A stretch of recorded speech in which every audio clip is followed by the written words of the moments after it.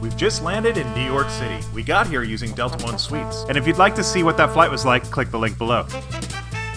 In the meantime, follow along for the perfect week in New York, which starts with lining up in a queue for a cab at the airport. While we wait, it's a good time to think about what to do next. Always down for a cocktail. All right, we're headed to Midtown, 7th Avenue, 54th Street, please. Spoken like a true New Yorker. As landmarks appear on the horizon, excitement builds. There really is nothing like this skyline at night. We make our way through the Queens Midtown Tunnel before eventually arriving at our destination, the Conrad Hotel.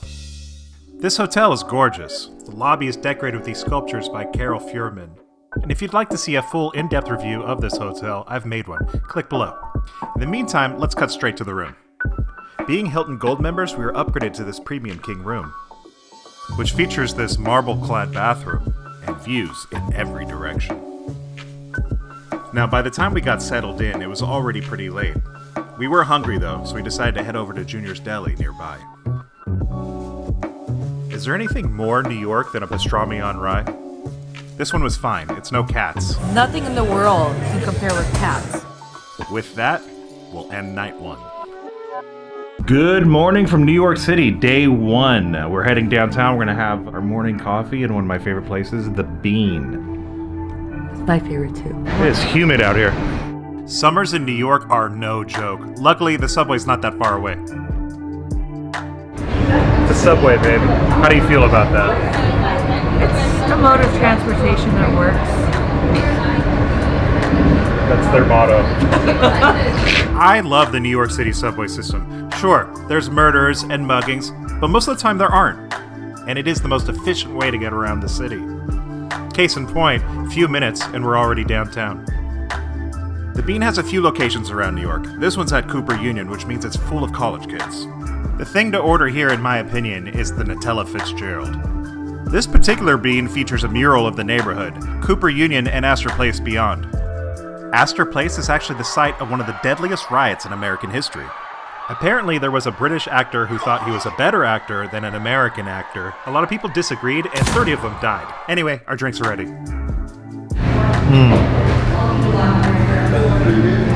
The Bean. Properly caffeinated, ready to adventure. What say you? I say let's go to the bookstore. Not just any bookstore, but the Strand. Arguably the best bookstore in New York City. It's been there since 1927, and it's a short walk away from the Bean. This is one of my favorite things about New York. The fact that you'll be walking around the city surrounded by all these modern towers, and then suddenly you'll stumble upon a gorgeous, gorgeous Gothic piece like this. This is my favorite church in the entire city. This is Grace Cathedral. Now we're at the best bookstore in town, the Strand. I love the Strand. They say there are miles and miles of books, and I do consider myself an aspiring reader. There are literally 18 miles of books here, and what's cool about this place is that it's sort of chaotically arranged, so you could spend all day getting lost and discover something new.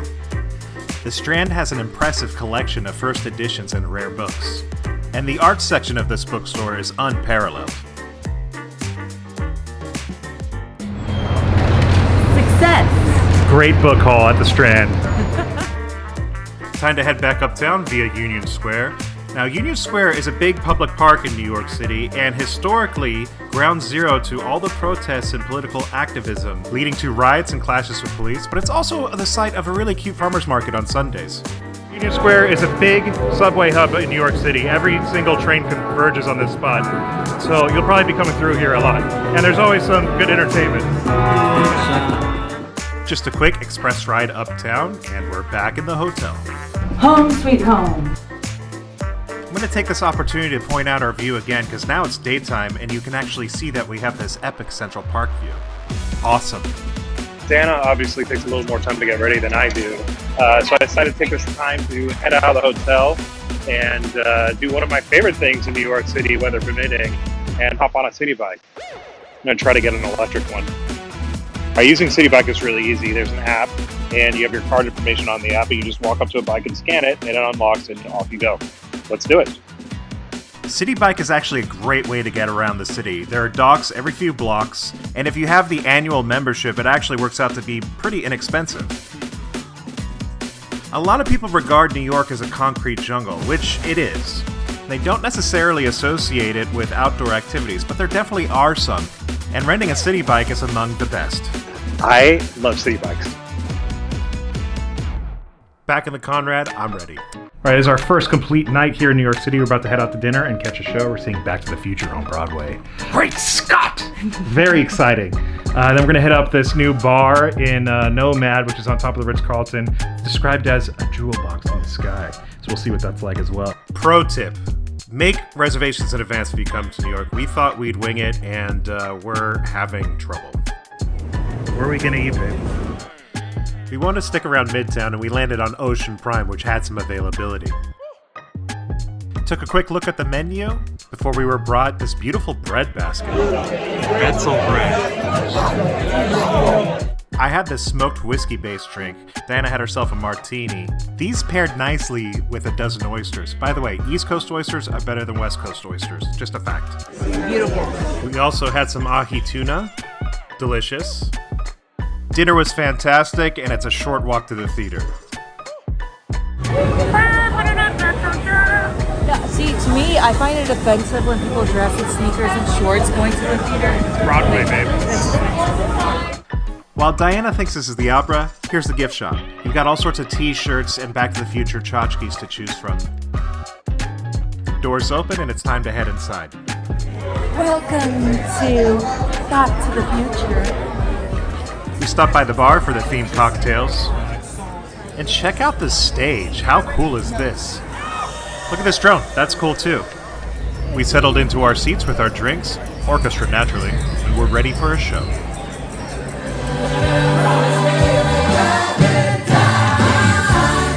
Obviously, I couldn't shoot much of this. The preceding was the curtain call finale number, but man, was this fun.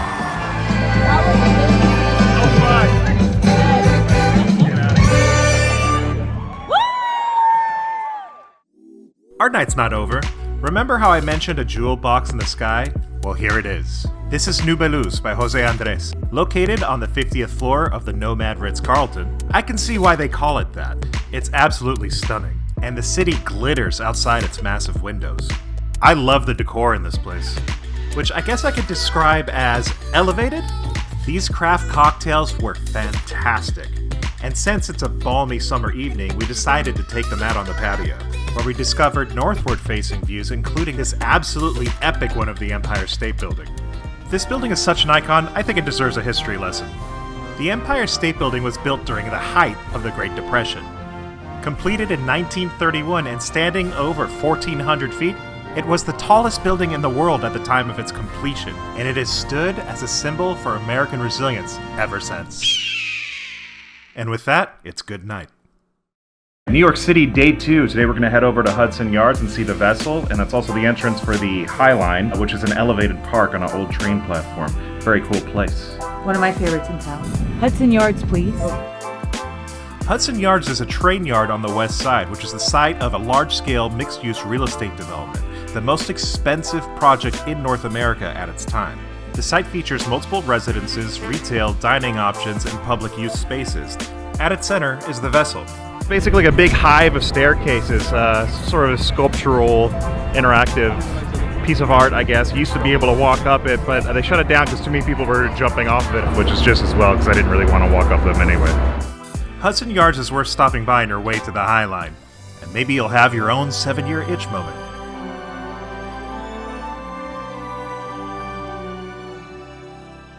Adjacent to the vessel is the entrance of the Highline. This is my favorite example of the city repurposing something for public use. It's a great place to enjoy a walk as long as you don't mind the occasional gust of wind. The landscape design in this park is unparalleled.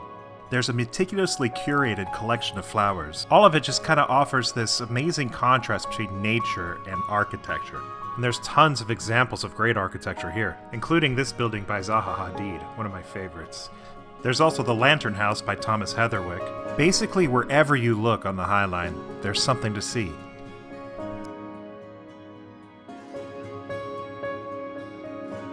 Definitely check out the Highline when you're in New York City.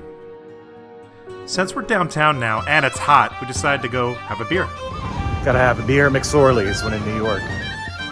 McSorley's has the distinction of being New York City's oldest continuously operating bar. They've been welcoming patrons since 1854. Apparently Abraham Lincoln drank here. The decor hasn't changed much over the years, and neither has the menu, which features only light and dark beer. Just don't try to drink both at the same time. It's not gonna work. So obviously no visit to New York is complete without some pizza by the slice.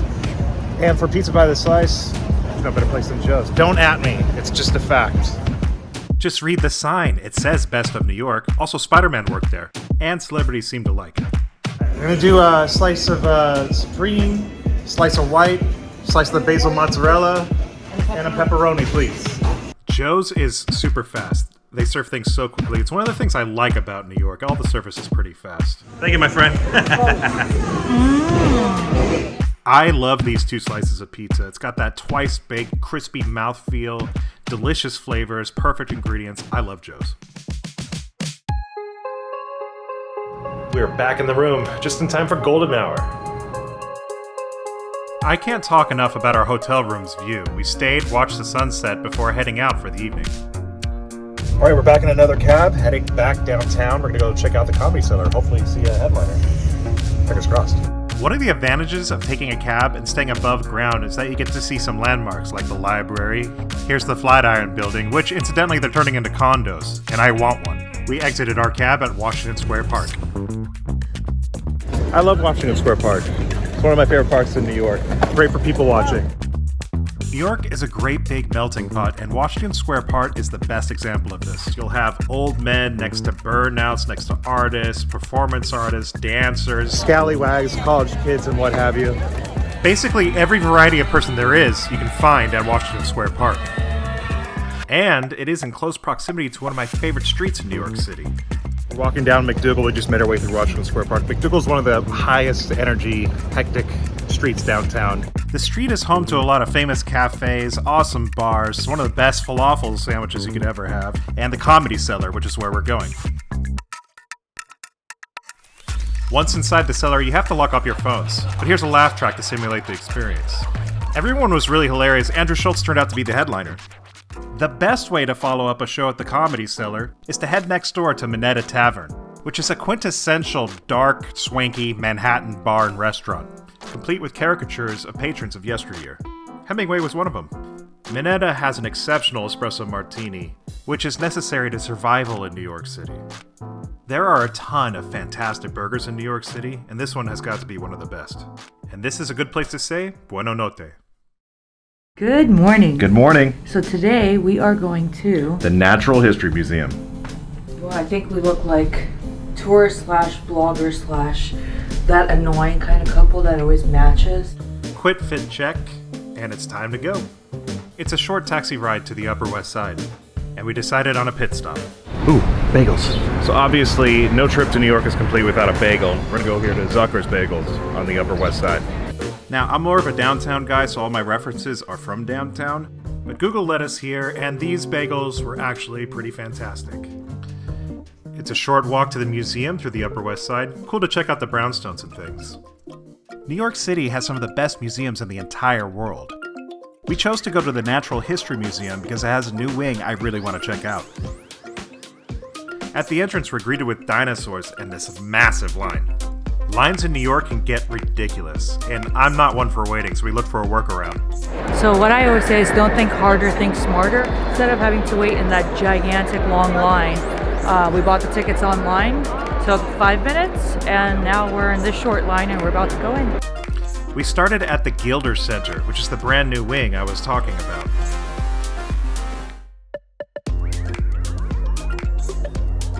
The architecture of this new wing kind of reminds you of an ant colony. Yeah, this new wing is awesome. Within the ant colony is an ant colony, and a myriad of other insects. I want to see some more birds.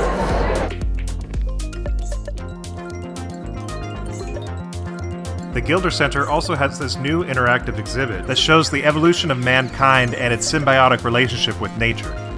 Motion tracking and projection mapping is utilized for this unique audio-video experience. This is rad. This exhibit was at an additional cost from the general admission. Definitely worth it though. Since this is a museum of natural history, there is a gem, rock, and mineral collection, naturally.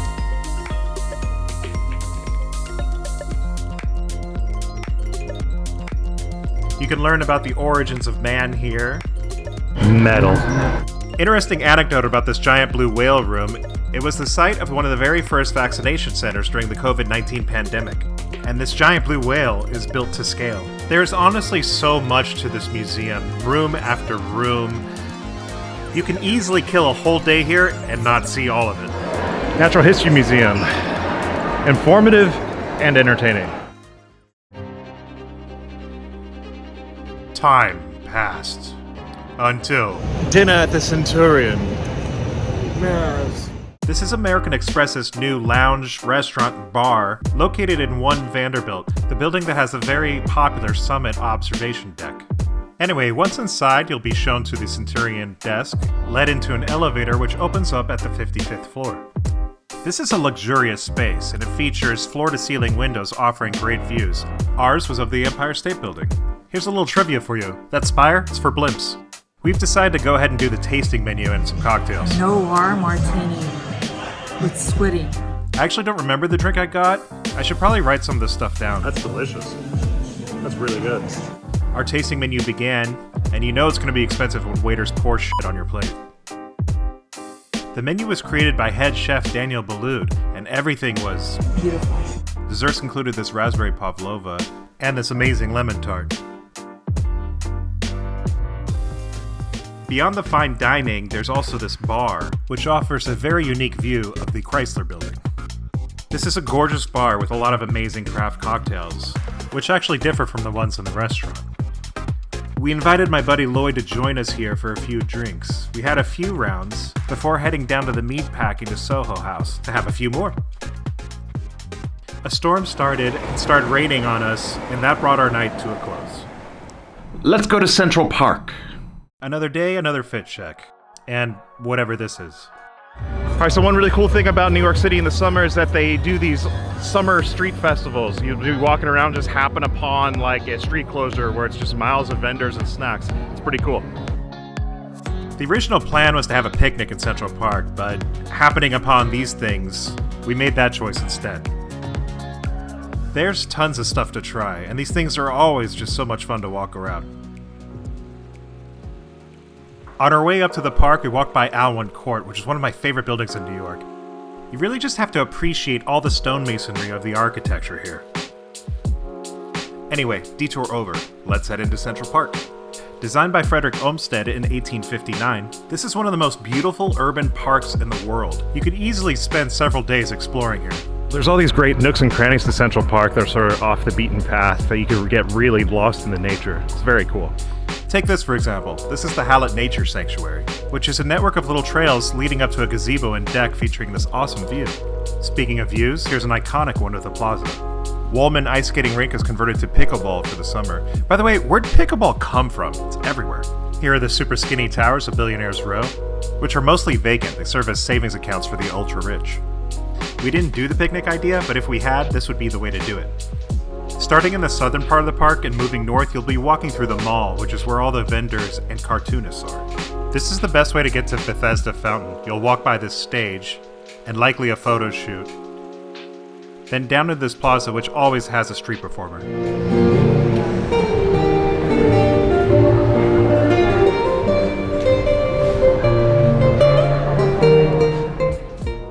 And here it is, Bethesda Fountain, the most photographed part of Central Park. I'm sure you'll recognize it.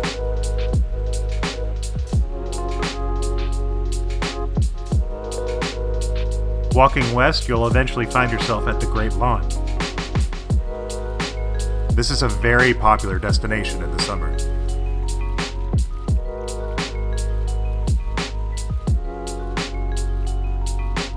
Goes without saying, Central Park is a must of any New York itinerary.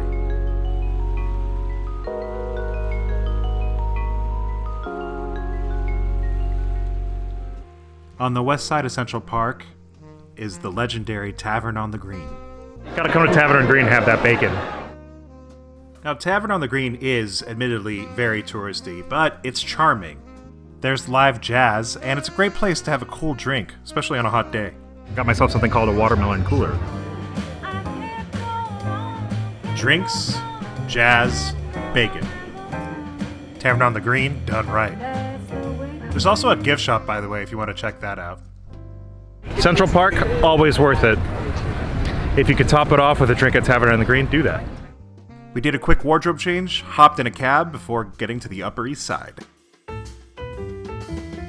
The Carlyle is a famous hotel, and it's home to Bemelmans Bar, probably the most quintessential New York bar there is.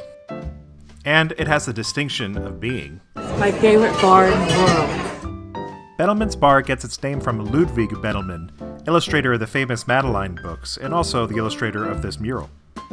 Now, there is a cover charge at Bemelmans because there's often live music. Fun fact, Woody Allen used to play here weekly until his cancellation. Bemelmans has some of the best martinis in the world. And now, from the Upper East Side all the way down to Chinatown. My good friend owns a restaurant down here called Casino. Now, I hadn't seen him in a long time, so I didn't film much, but the restaurant's great. You should definitely check it out. Lovely to catch up with friends, and this wrapped up the evening for us.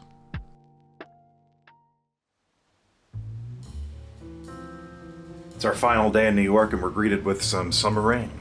It's our last full day in New York, and it's as if the city wept for us. Still going out for dinner, though. And tonight, it was going to be Omekase at Omekase Shiro in Midtown. What's more refreshing than a hot towel? A beer! If any of you don't know, Omekase is basically a tasting menu coursed out with many pieces of nigiri. This one was absolutely delicious. The dessert was lackluster, though. So you know what? We're going to head to the Upper East Side to Serendipity 3, which is an iconic place and one of my childhood favorites. It's known for its funky decor and over-the-top sundaes. You could spend up to $1,000 on a sundae here. We didn't do that, though. We ordered this reasonable $20 sundae and this frozen hot chocolate. Had to end our last night on a sweet note. It's been real, New York. We're on our way to JFK. Time to say goodbye. Time to go home. As the sun sets on the city that never sleeps, my final sentiment is, I love New York. Oh, hi. Thank you for watching. I hope you enjoyed the video. I'm just here to gently remind you to like, comment, share, and definitely subscribe. Just do it. Hit the button.